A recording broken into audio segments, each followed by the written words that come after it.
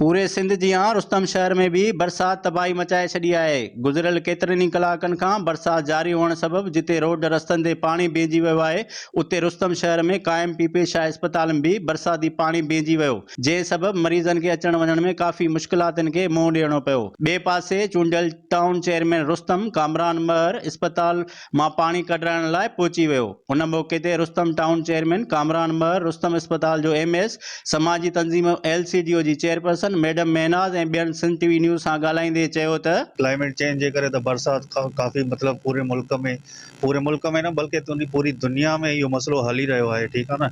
बाक़ी जेको आहे फर्स्ट ऑफ ऑल मां चवणु चाहींदुसि त ज़ाहिरी ॻाल्हि आहे डेली लाइफ एक्टिविटी जेकी आहे बरसात जे करे सिर्फ़ु मरीज़नि जी न पर पूरे शहर जी जेकी बि आबादी आहे सभिनीनि जी उन्हनि जी डेली लाइफ एक्टिविटी अफेक्ट थी आहे। ऐं असां वटि बि जेकी डेली बेसिस ते OPD थींदी आहे ओतिरी न थी आहे। हफ़्ते खां जेको आहे काफ़ी वधीक बरसाति थियण सबबि जेके मरीज़नि ॾाढी मुश्किलात खे मुंहुं ॾियनि पिया ऐं ख़ासि करे जेकी राति जो डिलीवरीअ जे लाइ औरतूं अचनि पियूं उहे असांखे ॾाढो माना परेशानियूं थियनि पियूं त उहे अचनि पियूं उन्हनि खे हिकु त उहो पाण वीचारियूं तकलीफ़ में ऐं जॾहिं उहे नंढड़नि ॿारनि खे वरी वापसीअ में वठी वञनि पियूं त उन्हनि जे लाइ तमामु घणी वधीक मुश्किलात हुई।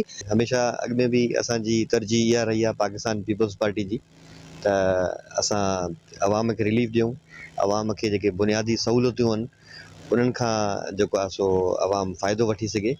ऐं हाणे बि तव्हां ॾिसो पिया मुसलसल जेका 2-2.5 महीननि खां बारिश हले पई, असां बि हिते कोशिशि कयूं पिया। ॿिए पासे रुस्तम शहर में बरसात सबब बिजली ऐं गैस जी लोड शेडिंग जारी आहे ऐं रुस्तम शहर में केतिरा ई घर पिण रही पट थी विया आहिनि ऐं माण्हू खुलियल आसमान हेठि ज़िंदगी गुज़ारण लॻा, जंहिं सबब आम ज़िंदगी मफ़लूज बणिजी वई आहे। कैमरामैन अली मुर्तज़ा शाह सां गॾु अब्दुल मालिक महर, सिंध TV न्यूज़, रुस्तम।